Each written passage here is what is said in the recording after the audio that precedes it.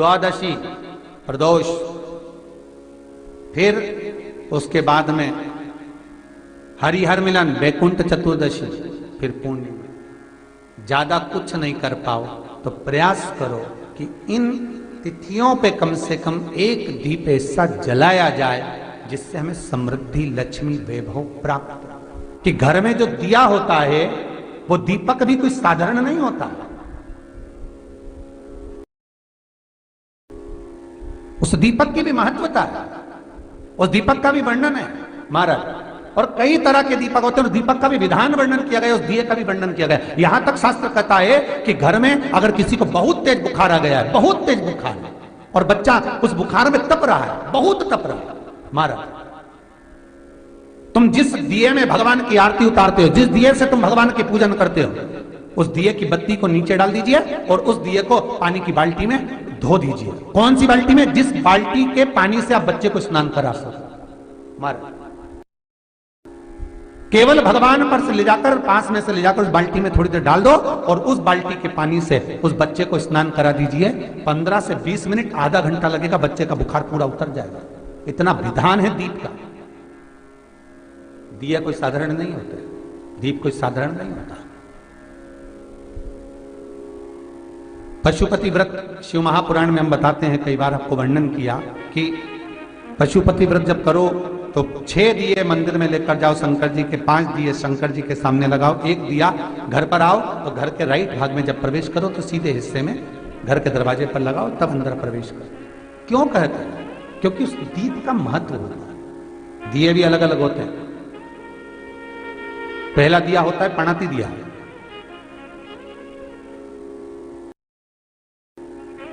मैं चैनल वालों से कहूंगा अगर आपके पास में, अगर, क्योंकि हमने पहले भी कथा में कहा कि जिस जिस जगह का स्मरण कराएं उस जगह का फोटो भी आप दिखाएंगे तो उसका आनंद कथा सुनने वालों को, ऑनलाइन वालों को मिलेगा। पहला होता है पणति दिया। ये पणति दिया मट्टी का दीप, जिस दीप के अग्रभाग को थोड़ा सा बड़ा कर दिया जाता है, उसको पणति दिया कहते हैं। ये पणति दिया जब भी भगवान के सामने लगाया जाता है तो इस दिए को सम्मुख में जब रखा जाता है तो दिए का जो लोकी मुख होता है वो अपनी ओर होना चाहिए महाराज। पणति दिए की जो लो है, बाती है, उसका मुख अपनी ओर होना चाहिए। विष्णु पुराण कहती है अगर इस दिए की बाती भगवान की ओर रहती है तो हमें तपन की अनुभूति होती है, पर इस दिए की बाती जब हमारी ओर होती है तो हमारे शरीर में कोई बड़ी बीमारी आने वाली होती है तो वो कट जाती है महाराज। पणति विष्णु पुराण में दूसरा दीप कहा गया है निरांजन दीप। विष्णु पुराण में दूसरे दीप का वर्णन निरंजन दीप। जिस निरंजन दीप में महाराज आपने देखा होगा डमरू जैसी आकृति होती है। अगर चैनल पे कथा देख रहे होगे तो इनके पास में अगर होगा तो अवश्य दिखाएंगे।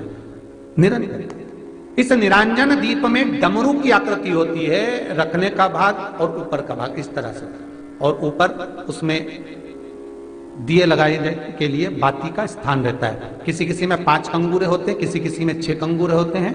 इसको निरंजन दीप कहते हैं महाराज। विष्णु पुराण के 5वें अंश में लिखा गया निरंजन दीप भगवान के सम्मुख में राइट भाग में लगाया जाता है। भगवान का जो स्थान होता है, भगवान का जो मंदिर होता है, तो भगवान का राइट, आपका होगा लेफ्ट, क्योंकि आप भगवान के सामने बैठोगे तो भगवान का राइट, आपका लेफ्ट। तो आप जब लगाएंगे तो आप लेफ्ट में लगाएंगे, आपका लेफ्ट होगा और भगवान का वो भाग राइट कहलाएगा। तो भगवान के सीधे हाथ की ओर लगता है माना निरंजन। निरंजन दीप कभी भी तेल का नहीं लगता माना। निरंजन दीप कभी भी तेल का नहीं लगेगा।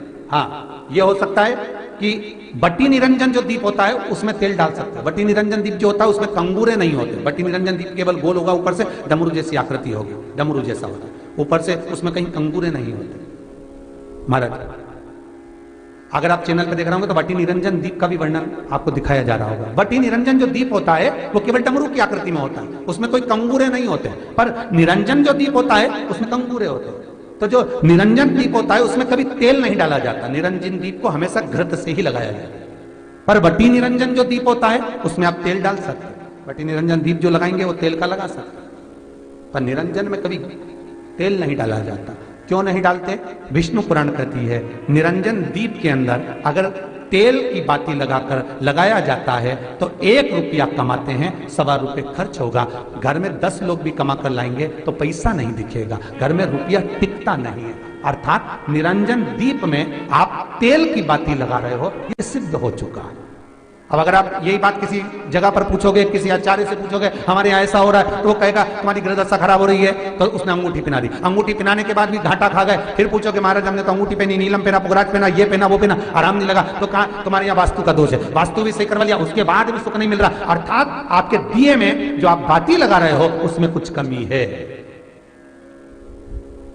उसको पहचानो। चतुर जो डॉक्टर होता है वो जरा सी देर में पकड़ लेता है कि इसको प्रॉब्लम हो क्या रही, और नहीं तो कहेंगे जांच कराओ, ये जांच वो जांच, और मालूम पड़े कुछ निकला नहीं, फिर भी शरीर में कष्ट का कारण क्या वो पकड़ा जाता।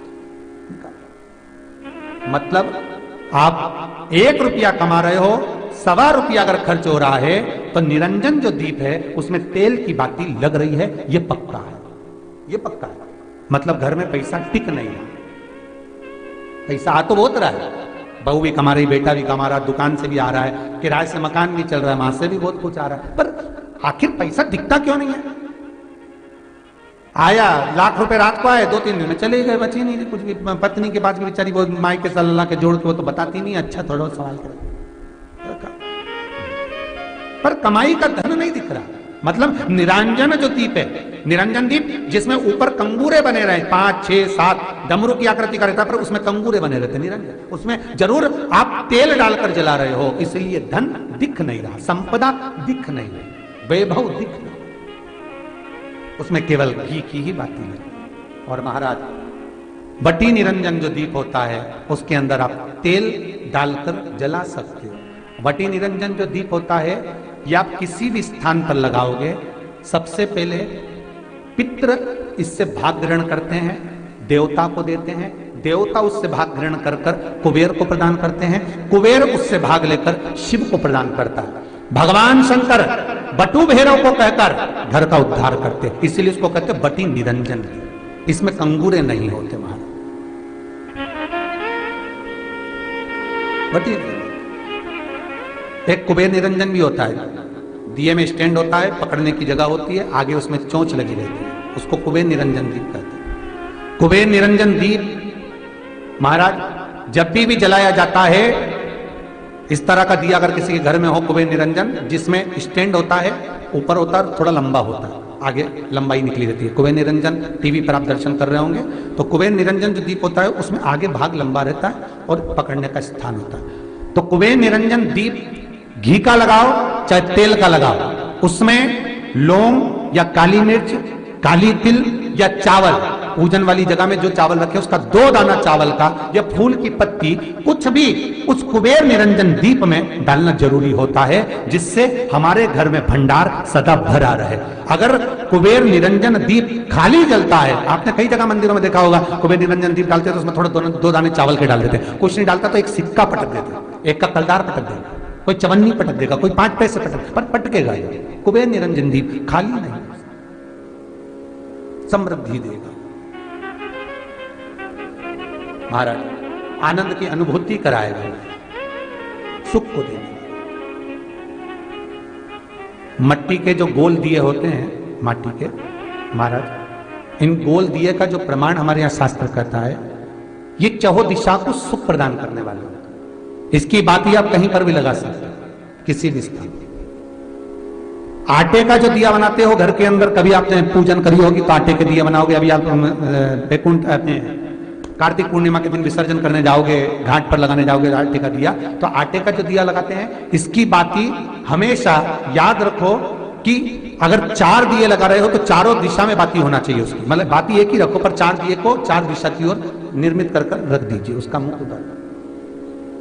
आटे के दिए में कभी भी चोंच नहीं बनाना चाहिए, अर्थात बत्ती रखने की जो चोंच होती है आटे के दिए में कभी नहीं बनाना, बिल्कुल गोल बनाना चाहिए और उसको फिर विसर्जन की ओर आप लेकर जाओ या देवता की ओर लगाओ, जहां लगाना है, पर उसमें चोंच नहीं होना चाहिए।